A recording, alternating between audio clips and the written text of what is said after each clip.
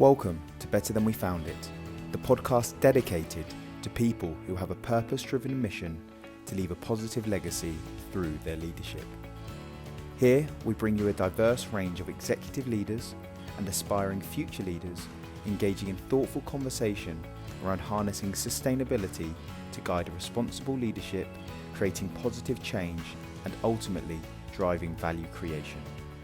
I'm your host, Josh Huggins, and the founder of GS2 Partnership, a global talent solutions firm focusing on current and future leadership positions within sustainably conscious and positive impact organisations. We are on a critical journey to connect to the people who believe in leaving the world better than we found it. So hello everybody and welcome to another episode of Better Than We Found It. I'm delighted today to be joined by Farah Cohen, the COO of Ocean Bottle. For those of you who don't know Farah or Ocean Bottle, which I'm sure most of you do, I'll pass over to Farah to introduce herself in a second. But just to underline, the key purpose of our podcast is to raise the awareness of the sustainability profession and also how individuals and executive leaders within the profession build purpose and value creation through sustainable mindsets. So Farah, thank you very much for joining us today. It's great to have you on. It would be great to start with if you could do a bit of an introduction about yourself, about the company, and I suppose an overview of your role and remit within the organisation. Yes, absolutely. Thank you so much, Josh, for having me. It's great to get to share our stories and obviously getting a bigger place of sustainability within business in general.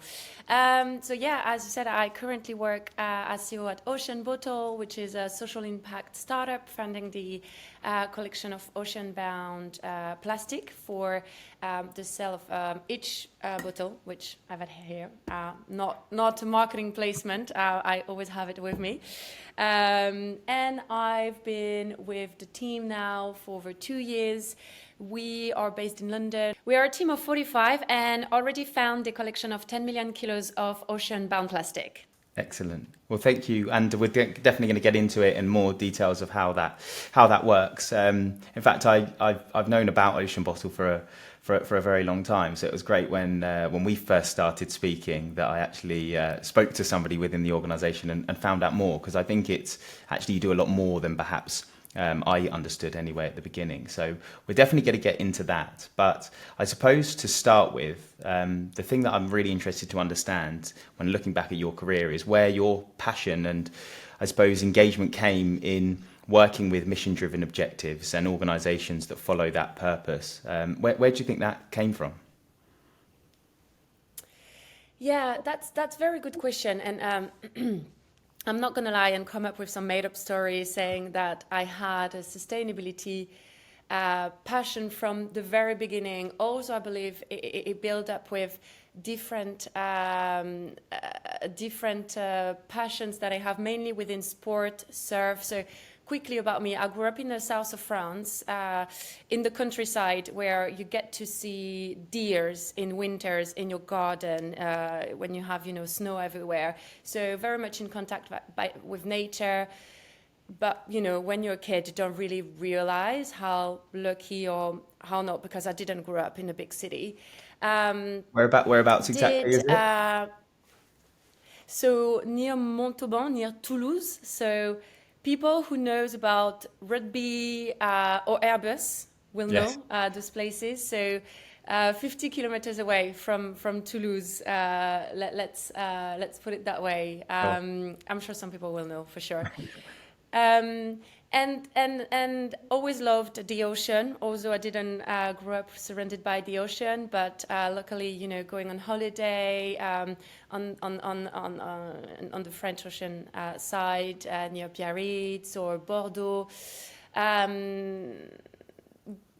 Got into surf, yoga a little bit later on, but I guess it was more towards trying to find something that puts you at ease and getting into more a peaceful mode. So that was kind of a sort of a small habits or small, hints, let's say, as I went into life.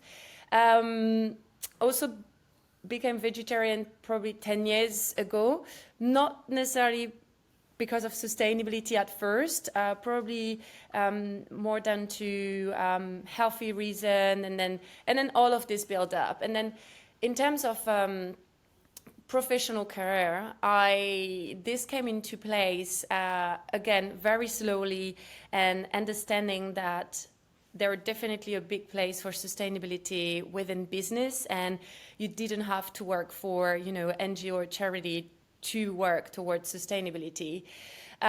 So I guess it builds up and really became something I wanted to focus on in the last maybe 10 years or so, but the first 25 years were not something that I thought about on an ongoing basis, let's say. Sure, yeah. And I think sometimes that's a really powerful thing when it's not something that is perhaps front and center or even pushed towards somebody, but it's something that your experiences create. So I can certainly see that. So let's move forward out of your childhood into university. So what did you study at university? And tell us about what your thoughts and aspirations were at that stage of your career. Yeah, absolutely. So I did do my BA and MBA in a business school in Toulouse. Again, not that I was, so attached to my roots, but probably based on what business school I got into. Studied very generic business management courses with some options in finance.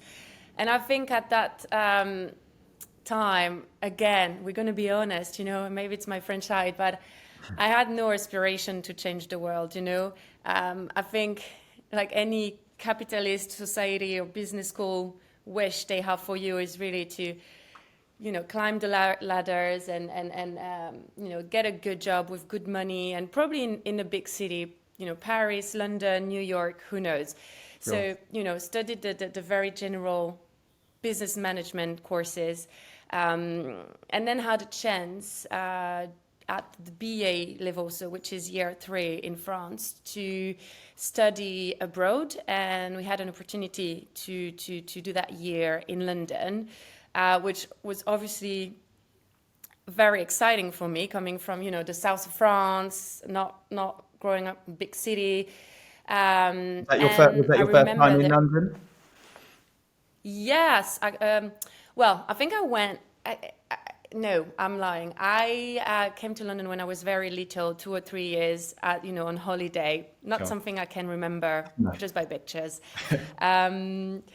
But we had the opportunity, but only 5 or 10 spots available. So you kind of had to, make yourself visible and convince the school to let you go there. And so this is how I would say I first fell in love with London.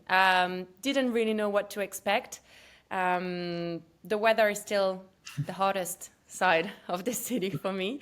But yeah, this is how got my first encounters with London, and came back to France for my MBA.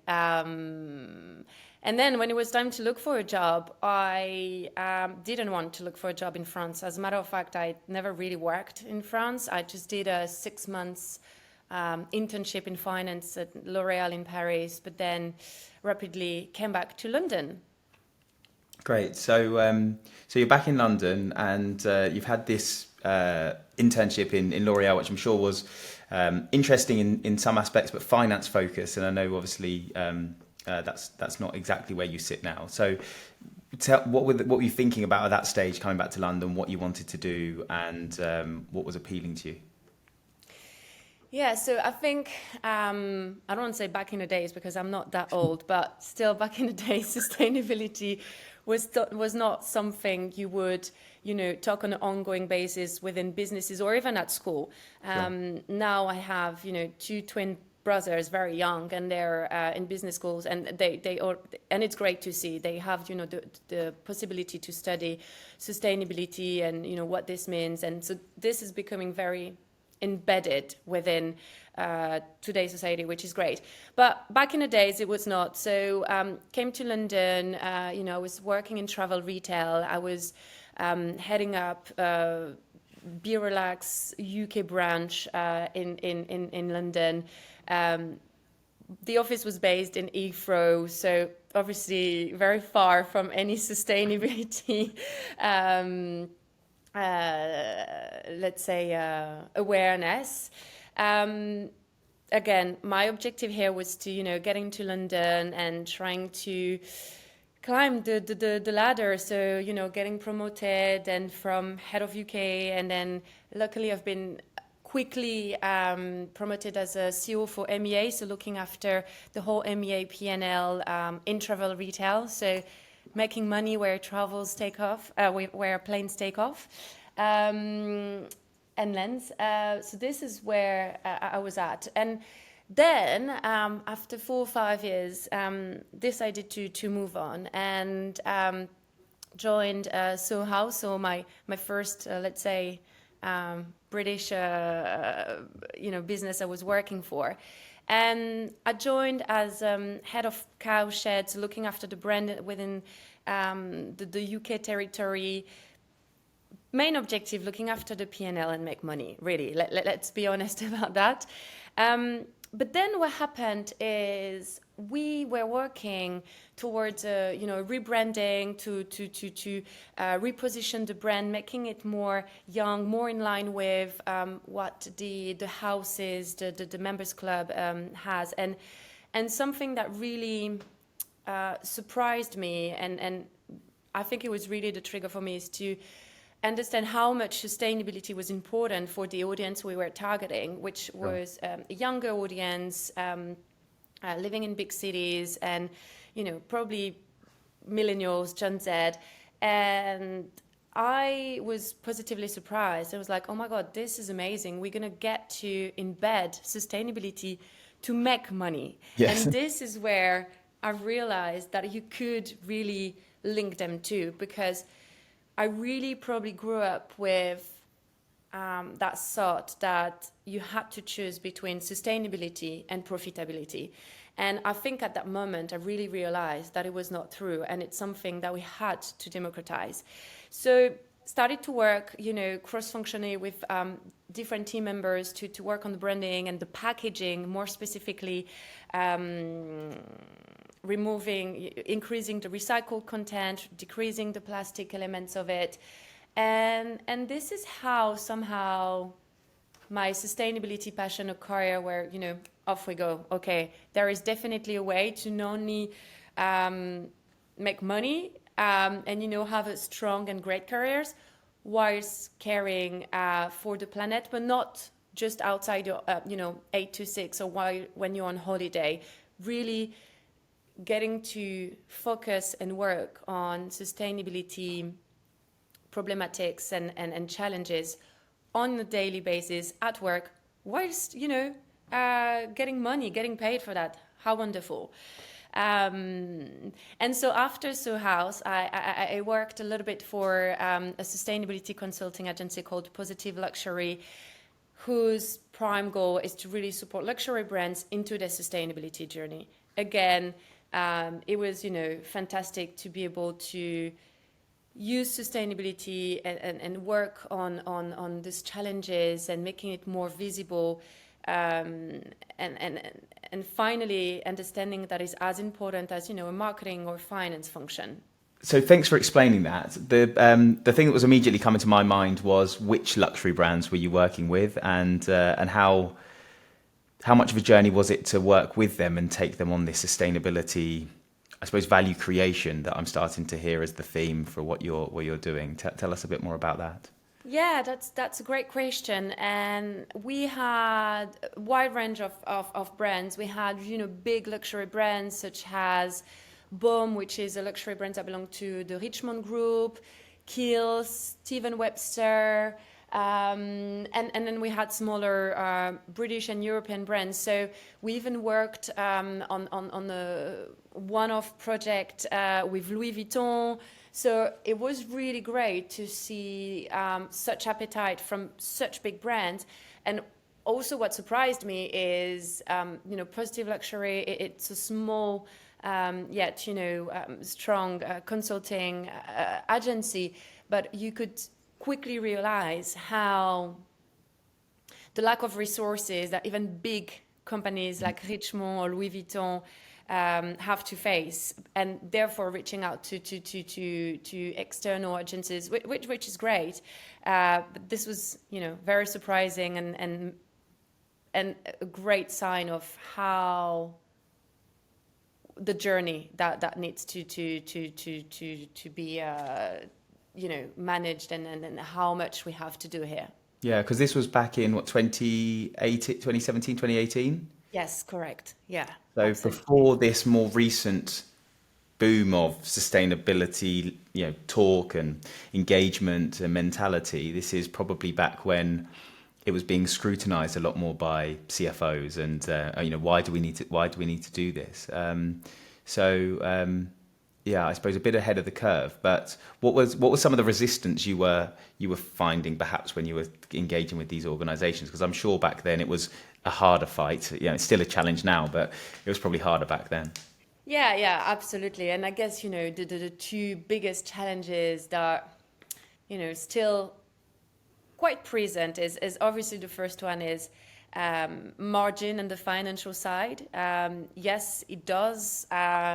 Your margin need to be a bit shrink, especially on the short term. If you are serious about sustainability, either if we're talking about physical products, if you want to increase your recycle content, or if you want to package your product with better, components, yes, it's going to cost you a little bit more. And I guess the second point related to that is the short-term versus long-term impacts of that, because obviously, and especially now we know that, on the short term, it does cost you a lot, but it's, on the mid and long term, it's going to strengthen your position. It's going to help your USP. And, within the competition landscape, this is where you're going to make a big difference. So I guess it's really this continuous convincing piece where you really need to emphasize on the long term positive impact versus the short term, the small gains, or the cut corner approach that is not necessarily what sustainability is about. Yes, yeah. I think this is the conversation that we have commonly with our clients, is about what's the goal and the agenda for this, especially when it's a newly created role that we're talking to them about. What are they actually trying to achieve? And this ranges from compliance with incoming legislation all the way through to being best in class, and because it's a value and a purpose for the organisation, and everywhere in between. So we try and play our part by supporting organisations on that journey, but definitely asking the questions to understand what they want, because of course if it's in the camp even beyond that, which is the greenwashing camp, that's not a camp that we want to be associated with in any way. And I think to underline the work that you've been doing, I know with both Everpress that we'll come on to and Ocean Bottle, you've been through this B Corp journey twice now. So perhaps firstly start with Everpress. Tell us a bit about the organisation and what you did there. But I'm really keen also to find out about going through the B Corp journey, which now is more common, but back then I suppose still was very early days. Yeah, you're absolutely right. And I think, to go back to your point, it's you mentioned something very important, understanding what sustainability means to these organizations or hiring manager. What is it that you want to do? Because sustainability or impact is such, wide and complex concept. And I guess as an organization is taking the time to understand, okay, but what does this mean for us? What do we want to do? And, there is no right or wrong. And maybe for some organization, it will be a small step, and that's cool, that's fine. And maybe for other organizations that already have sustainability at the heart of their business, because they have built their business model with sustainability embedded into it, they will be a little bit further down in the journey, which is great as well. But that's very much that, to understand what is it that I want to achieve, and obviously with an honesty and integrity, because that way this is where you avoid getting into the greenwashing trap. But yeah, to answer your question, so I also worked for Everpress, which is a global marketplace supporting grassroots creators, startup based in London, and very pre-series A startup, joined with a top line revenue of 2 or 3 million. And then my goal or my main responsibility as CEO was to really scale up the business, building foundations, and taking on the sustainability journey to the next level. So Everpress is a pre-order model. Therefore, we don't get to have, overstock. We got to produce what was ordered. So already a great win. And this is what I mean when you have a piece of, sustainable element embedded within your business model. And so we decided to take into the B Corp journey, which I absolutely love. And I've never worked for B Corp. I don't want to work for B Corp, but I love B Corp. And maybe this is my ops mind here. So the reason why I love B Corp is because I believe that either or not you want to, increase your sustainability credentials, B Corp is such a great framework, especially for startup, to strengthen your processes and operations because it's embedded across all layers of your organization.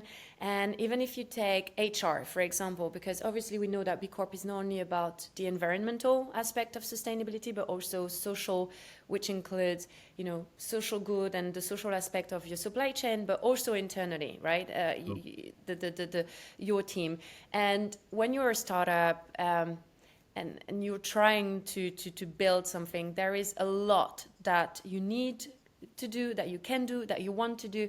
And B Corp is such a great framework because it gives you those tools to, guide you. Okay, you need to start as simple as that. And maybe people that, are listening to us or work in corporate might be shocked by that. But yes, you need to have a job descriptions or, clearly state people's responsibility, any policies from breastfeeding or, parenting or holiday, or even, what's your minimum salary? Because are you going to take, the minimum ones mentioned by the government? But what about if you live in London? London is a very expensive city. And, B Corp will tell you, a good thing to do is not to take the minimum one, but the living one, which would be way higher in a city like London.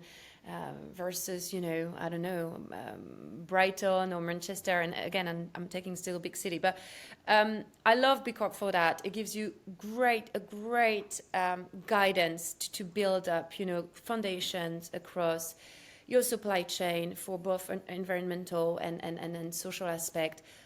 HR, with your team, customers, governance, and so this is what I love about it. And it gives you that strong foundation, which has ops, CEO. I love the structure side of it. Yes, and as we've spoken about away from this discussion today, it's something that at GS2 we're on that journey. It was something that was very important to me when we first started, that we got our B Corp pending immediately, and now we're going through our full certification. And it is, there's a lot to do, but I think, as you say, the great thing about it, even if you don't want to go through all the way through to the assessment process, there's just great foundation blocks for any business. It's almost like a mini business plan from an ops perspective that you can think about and consider, and gives you great hints and tips and guidance. And it's certainly something that's very important and paramount to us and what we do. And I valued some insights that you've been able to give us, having been through it twice, which has been great.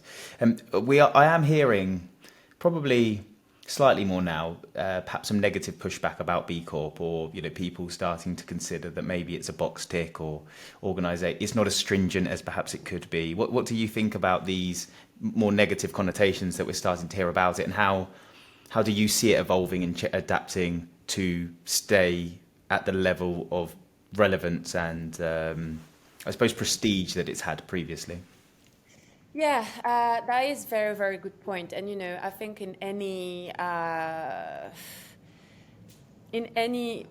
accreditation or with any businesses, it's never going to be perfect, and you will have. And I think you kind of refer to some PR crisis that Brewdog, and I'm sure that there's been others, had to face.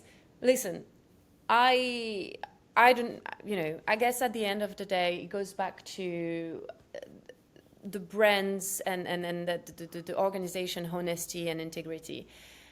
No brand, no companies is perfect, and why? Because it's running by human beings, and nobody is perfect. And as much as everyone is trying their best, there will be time where you fuck it up, and that's normal. I think what's important is to recognize that, and put your hands up and be honest and saying, okay, on that occasion we didn't take the right turn, we didn't make the right decision, and that's fine. So to go back to your question, I think it's a great framework. I think it's very helpful.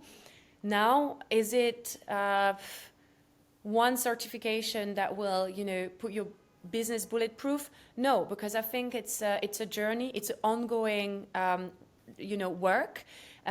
At Ocean Bottle, we are B Corp certified. Since we are in 2023, so 2021. Once you're certified, the job is not done. It's, if anything, it's the beginning of it, because it constantly changes, and this is somehow the beauty of it. I often compare it to maybe working out. Everybody, if people that work out, either you jog, either you run, either you go out to the gym, either you have personal objectives. Once you get there, it's not done, and that you need to keep training if you want to maintain or improve your objectives. You need to understand, and you need to adapt, in the same way that if you run a marathon and you've run once, okay, but as you getting older, or as you sometimes get tired, as sometimes you get ill, you need to constantly understand and adapt to your environment. So it's a great framework, but obviously it's not the only thing we should rely on, and that's important to remember that. And I know it's what makes it very challenging, the sustainability part of it, but I think this is what makes it very fulfilling and interesting as well. Because if it was just about belonging to the B Corp communities, then I guess we'll get bored very quickly. Yes. And I think it won't play the role that it needs to in the broader sense of it. The B Corp does cover a lot, but it still doesn't cover everything. No one certification can cover every element of sustainability, which is why I love recruiting within it and speaking to people every single day in the space, because it's such a broad and wide and evolving space that new things come up and develop. So yeah, I think I've heard that the certification is going to become more difficult. So perhaps it will be slightly more challenging as you go through the recertification with Ocean Bottle. But I think that's a good thing, and it keeps that B Corp itself keeps evolving and developing to make sure that it holds those standards, which is great.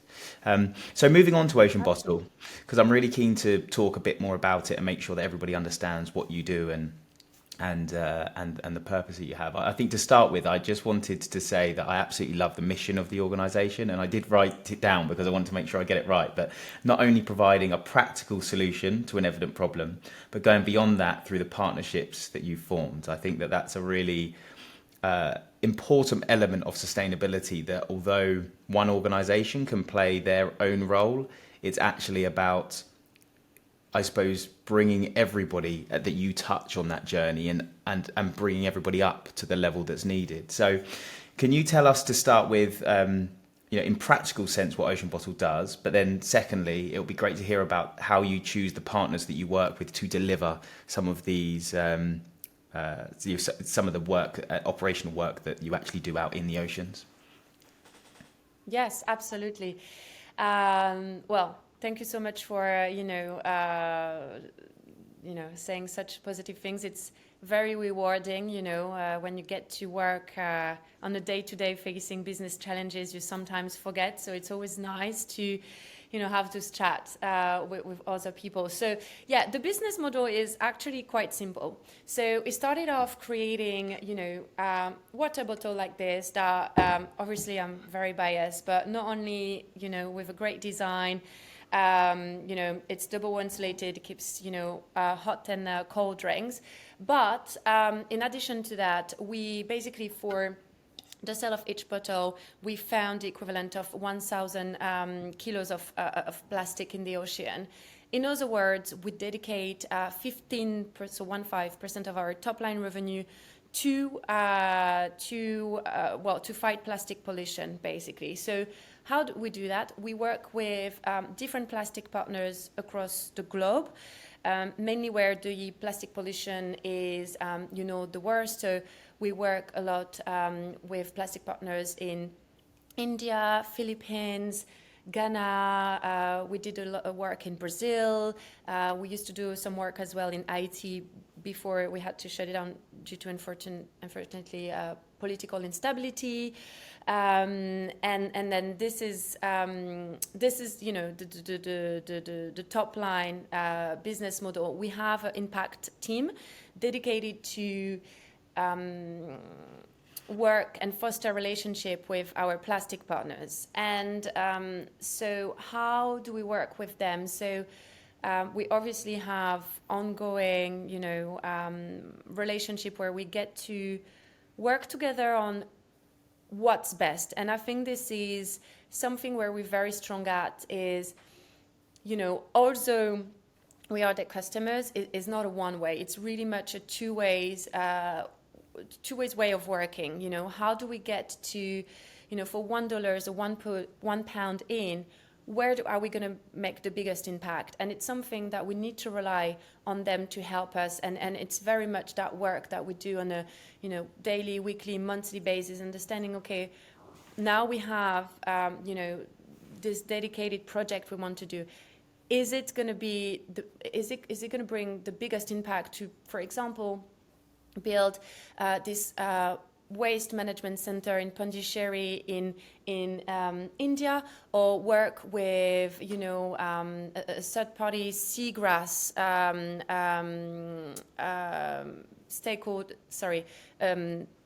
seagrass charity or NGO that's going to help to rebuild this, because we know that seagrass captures the CO2, and then what do you do? Is it like, are you going to work on climate? Are you going to work on social additionalities with, the collectors on the ground? And this is something that you get to work on daily or monthly basis with our plastic partners. Long story short, and we do, we're trying our best we're at 67% of recycled content, and our base plate here is made of ocean-bound plastic as well, which is always a nice addition to have. So that's in a nutshell the business model. Great, thank you. Lots of questions that are going through our mind. So firstly, where are the bottles actually produced? Where are they manufactured? Yeah, so the bottles are produced in China, and I want to specify, especially for probably people from my generation, that China used to be, the location of production mainly for financial reason. It's not the case for us. The reason why we produce in China is because and we keep, our procurement and operational teams keep trying to sourcing other factories elsewhere, but we work with a great factory in China that has strong social and environmental credentials on the double wall insulated products. And elsewhere, even in Europe or in the US, we haven't found that factory that can produce the double wall insulated products, only the single wall. Sorry. So this is why we work with a great factory in China. And then we have local warehouses and engraving partners locally in Europe, in the UK, and in the US.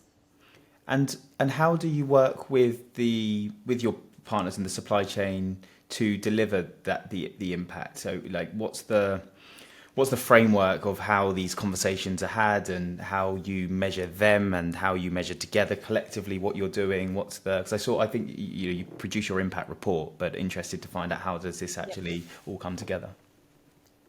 Yes, that's a very good question.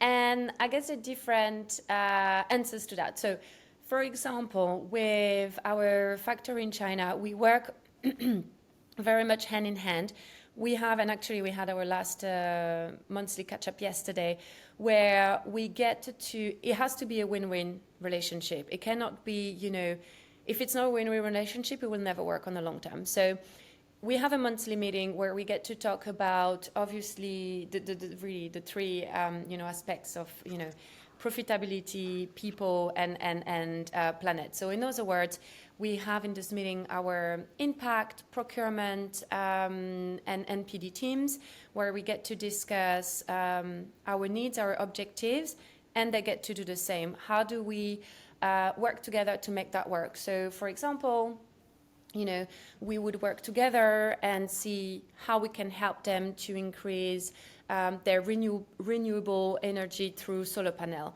How do we get to support them to make sure that all workers have the right safety equipment? Do they need any support in regards to additional trainings?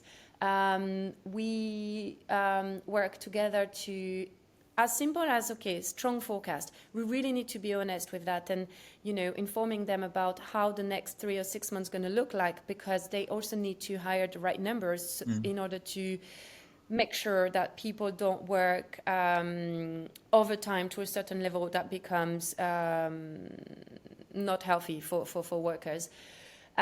So the framework is very holistic, and we try to cover all aspects of the business. Again, profit is important, without, and again, that's my French side.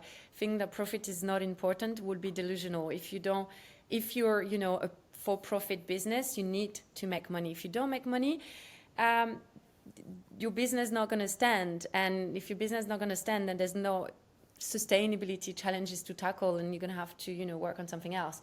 So those are very important. And then, instead of, negotiating and reducing everyone's margin, what works for you? And obviously there's always some negotiation game, but it's really having that mindfulness and honesty. I keep talking about honesty and integrity, and making sure that we focus on long-term relationship as opposed to the small win you could get for next month. Yeah, for sure. Because I think balancing that short-term profitability and the longer-term, so viability of organisations now is something that's actually fundamental when you think about sustainability, because if business models don't evolve and change, actually some of these organisations that are out there will become obsolete and not needed anymore. But it's a challenge balancing those for all of the executive leaders that I engage with on a day-to-day basis. What's your approach to, I suppose, ensure that the right metrics are being measured to make sure that you're getting that right, and that you can have this profitable business and hit your growth goals that I'm sure that you have, and fundraising goals that we'll talk about, but at the core of what you do, still keep that sustainable mindset and piece. Is there something that you do to measure that, or the kind of metrics that you look at? So one of the answers, and I'm going to answer the metric question, is I think we're quite lucky to have very passionate teams. So trust me, when you have strong teams like finance or impact or, the rest of the team, you're sure that everybody is going to keep their corners, clean and ready. And, this is what's great about this. And we haven't really talked about, employees and teams' passion and their appetite towards sustainability, but that's also very important. But basically, how we do that. So as many different businesses, we have our annual impact reports where we get to disclose our good, bad, and ugly, as well as the next year targets. So we use that as some sort of internal, check-in to make sure we are on track. So, for example, we committed last year to increase our recycle content from 67 to 75%. I don't know if we're going to reach that, because in the meantime, there has been a new piece of legislation that came up in Europe, preventing food grade RPP within our products. And, again, that's the beauty of sustainability, having to navigate within legislation as well. So trying to find alternatives. The, NPD and procurement and ops and impact team are doing a great job, trying to source new sustainable component. They're obviously more expensive than, any virgin plastic or non-sustainable content that you'll be using. What do we do with that? Well, we, within our P&L and finance function, we have on an annual basis forecast our COGS, and our COGS don't necessarily go down. We always keep some sort of pocket budget for the sustainability component, and this is what we do. And another example of that is our impact teams have, annual budget within OPEX like any other teams, like, marketing or sales. So the KPIs, I would like to say, what keeps us, in check is really what we commit on an annual basis with our impact report. And B Corp, because, we are due to renew in November. The goal is to increase our score, and the goal was, okay, we got, we had 2 years to identify our areas for improvement. Where do we want to improve? What can we do? And this is what, we're trying to do here, trying to constantly improve. And here our focus are really much on, I said it, the recycled content in our product. The carbon footprint is something that we, trying to focus a lot on, and we did a great work on reducing, air freight. And again, that's a great challenge, because if you get to sea freight, your lead time increases drastically. So how do you get to answer your customers' challenges and requests when you decide no longer to air freight?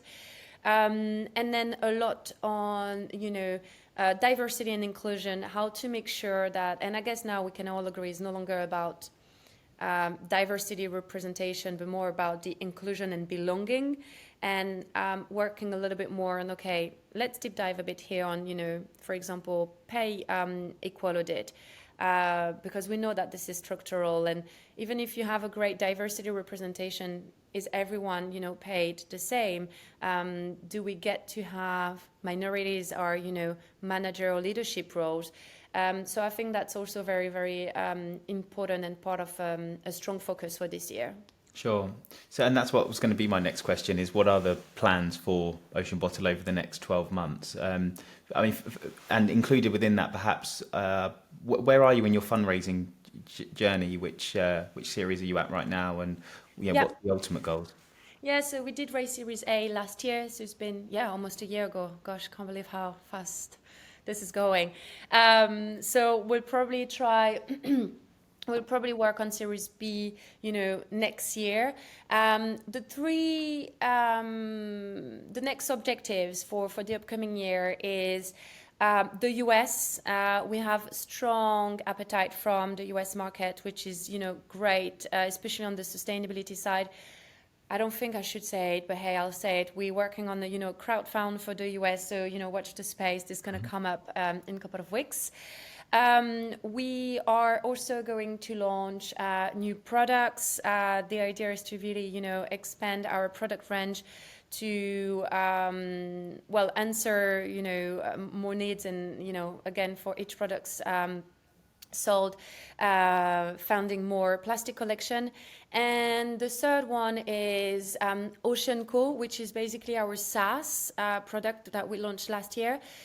Basically resulting from the need from other brands to be involved in our journey. And, something that you touched on earlier on the community side of what we're trying to do. So basically leveraging our expertise in terms of plastic collection towards other brands. So we working with other brands that have, sustainability or ocean health as a very important pillar in their business model to work with us and found the collection of ocean-bound plastic. So those are the three angles. And then from an impact and sustainability point of view, we working on building impact advisory board. So think about your classic normal board, but this time impact led with, scientists, experts, ambassador. And the reason why is to be able to have this external group of people that will keep us not only challenged but also support us. Like a classic board will challenge you when you get to share your results, and they will also support you. That's the role of a board. We are building the same on the impact side to make ourselves accountable on the impact and sustainability side of the business. Sure. Well, sounds like there's a lot to do, and I suppose in your role as COO, you cover all of these areas. One thing I really was interested in that you mentioned there that I think is a part of this value creation, but also impact that I see with organizations that have sustainability at their core is creating new business streams and models that perhaps at the beginning weren't things that were thought of, but come out of having this mindset and this mentality. And this is where I get really excited about sustainability, because if you can create new business streams and more value out of it, it's there. So this model that you're talking about, I just want to understand exactly what that does. So just to be clear, are you saying that organizations who want to play their part in this will pay you to run the process on behalf of them through your own suppliers, and you sort of manage that on their behalf to increase the impact? Or could you just explain more? Yeah. So no, that's a very good question, and that's exactly what happened. Having that entrepreneurial and flexible and agility skill set is really what led us to develop that. So basically, what we've done, we've created an API and a dashboard that allow other businesses to connect that API to, for example, your Shopify platform, and decide that, for example, for the sale of certain wetsuit, the company will found the equivalent of 3 kg, 3 kilo of plastic. And what we do here is, obviously, we give them the possibility to do that, but also we build this dashboard and interactive way and transparent way to understand. So in that, they will get to see where the plastic is collected, by whom, what type, and also how your customer and obviously brand's money has been able to help on, either it's on providing bicycles to local workers to be able to commute more easily, or to provide COVID vaccines or health kits during the COVID crisis, either it's mask, for example, or supporting finance or economics classes, or supporting providing ID, because you have a lot of workers that belongs to the informal sector and not even have ID. So this is what we help on to bridge that gap between what's going on the ground that doesn't necessarily have the tech and marketing framework to then cross the bridge with a small London brand that is trying to do good but doesn't necessarily know how. Yeah, for sure. Well, that's fascinating, and I think really exemplifies the point of creating value through a sustainable mindset. If the business isn't doing that anyway, there's not the opportunity to create that, and I think being able to leverage that is absolutely fundamental to what I love about sustainability. We've spoken a lot about the high and mighty of sustainability here, though, and I know something that you and I have spoken about away from this session is about the fact that sustainability can be quite overwhelming, and being 100% sustainable in all walks of your life is impossible to achieve. And I think there's a lot of stone throwing from individuals that's a holier than thou in what they do, perhaps, but therefore it might be intimidating for some people to start talking about the stuff that they do, or feeling like they need to be doing everything or nothing. So as an example, you said there about being a vegetarian, and I hope I'm not talking out of turn here, but I know when we met, we spoke about the fact that every now and again, though, you do like to have a piece of meat or or a burger, or can't remember what it was that it was particularly appealing to you. But that's okay, right? It's about trying to do the best most of the time, but of course, we have to be able to flex and adapt that as life happens. So just tell us a bit about your philosophy around this. Yeah, absolutely. And I'm a vegetarian. I sometimes, probably 2-3 times a year, I will go and eat some meat for, and I get a lot of jokes from my friends, especially my love meter friends. They love having a bit of a banter about that, but that's okay. That's okay because I guess there are two answers to that. The first one is that that's okay because just if we talk about the vegetarian diet, if everyone was a vegetarian today, you would have to face other environmental issues. The avocado or the nuts that you eat that are being shipped from Guatemala or Mexico is not necessarily sustainable neither. And it's all about balance. And this is what's going to bring me to my second point, because again, if you take the challenge of the meat, the issue is not that people eat meat, but the issue is that probably the society eat too much meat and not necessarily the good meat.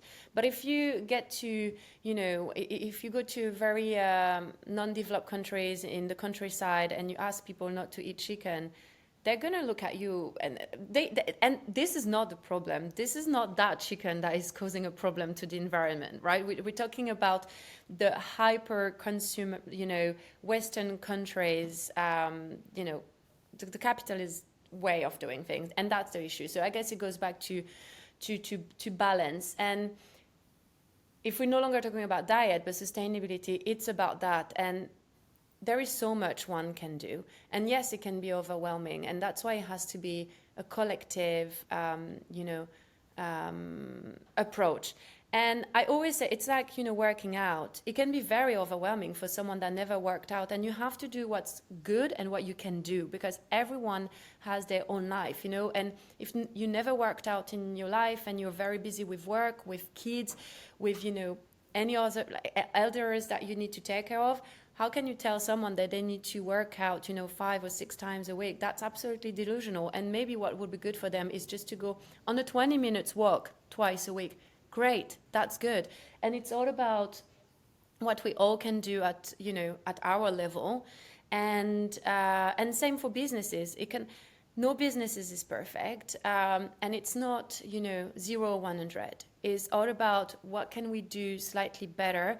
And okay, it's easy for me to be a vegetarian. It's easy for many different reasons, and maybe it's not easy for someone else, and that's okay. And maybe people can look at the other side, and I have some friends they eat meat every day, but they've decided that they no longer want to take to fly more than 2 or 3 times a year. I fly way more than that, and this is where my carbon footprint skyrocket here. So yeah, I don't think it can't be perfect, and it's not about being perfect. It's how can we move all together slightly better, and what can we do at an individual level. And business-wise is the same. As long as you remain honest and you don't mislead your audience and your stakeholders, that's fine. Even your customers, they are human. I don't think no one would like to be misled and think you're buying something that is not doing what you say you'll be doing. But, our bottles, the lid is virgin plastic. Is it good? No. Are we trying to work on that? Yes. Why we haven't, worked that out yet? It's very difficult. It costs a lot, but we are being honest about this. And I think this is what matters. I think it's all about the journey, honesty, and just trying a little bit more. But at the end of the day, it's, everyone's responsibility, but it's not one person's responsibility. Sure. Thanks for explaining that. And I agree. I think it's a very... that's the one thing about the space that I found can be quite challenging, is you almost sort of people get built up, and then anything that's not 100% correct can get pushed back down. But if we're all honest, transparent, and open with the challenges we face, I think that actually then collectively we will be able to do more, rather than pointing fingers.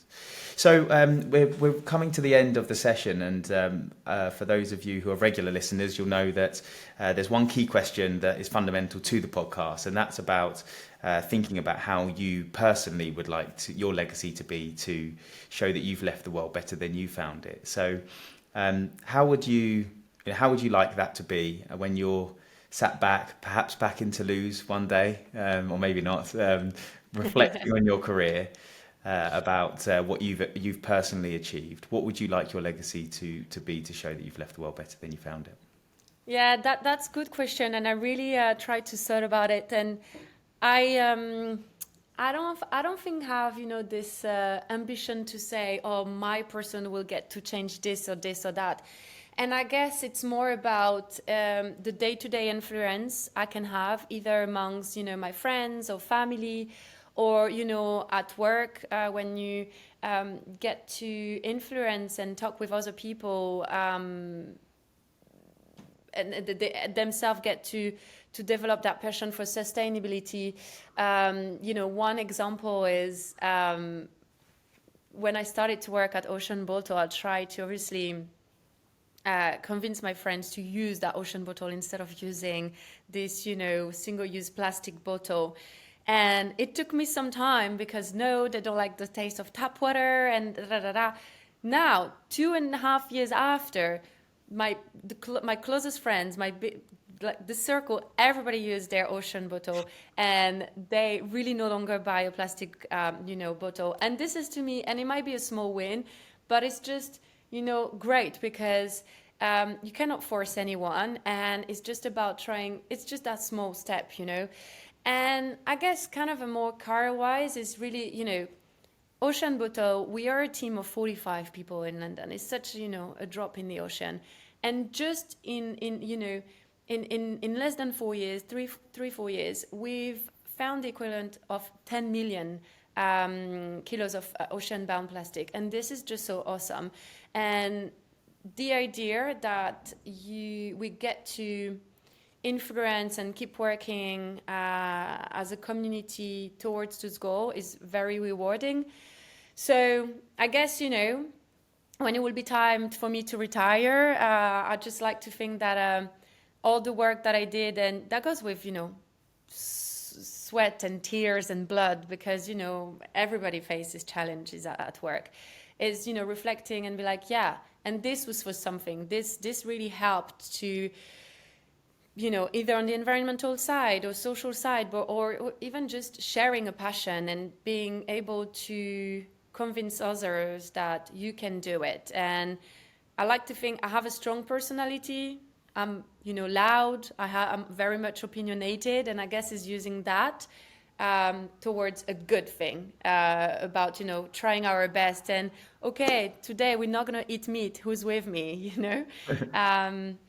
So I hope he answers the question. Yes, for sure. Excellent. Great. Well, look, thank you so much for your time today. Last question. If there's individuals or businesses that have listened to this who are interested in the solution that Ocean Bottle are putting together, or feel as though there could be some partnership, or even just want to get your strong view on anything around sustainability, would you be happy for people to reach out to you and connect with you? And what's the best platform for them to do so?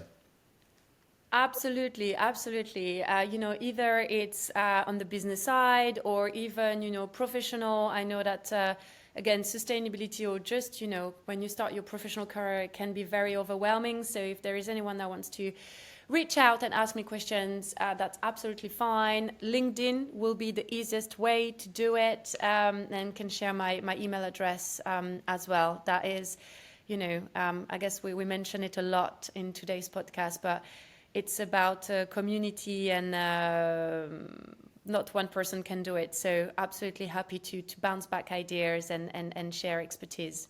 Wonderful. Well, thank you so much for sharing everything today. It's been great to get into it with you and really to understand your own passion. So I would just say thank you. Great to catch up. Look forward to hearing how the journey with Ocean Bottle continues alongside your Series B, and wish you all the best for that and the next 12 months. Thank you very much, Josh, for having me. Likewise, it was great. Thank you. Thank you for joining us on this episode of Better Than We Found It. I hope you have found value from this to support your own purpose-led journey. This episode was brought to you by GS2 Partnership, my organisation focused on providing talent solutions for sustainably focused organisations. We are driven by our purpose of connecting the people who believe in leaving the world better than we found it. If you are looking for a partner to support you with your hiring plans, or you are looking for your own career next steps, please reach out to us or personally drop me a message on LinkedIn. It's great to hear from listeners to the podcast, and I'd welcome the opportunity to talk to you. Thank you very much, and stay tuned for our next episode.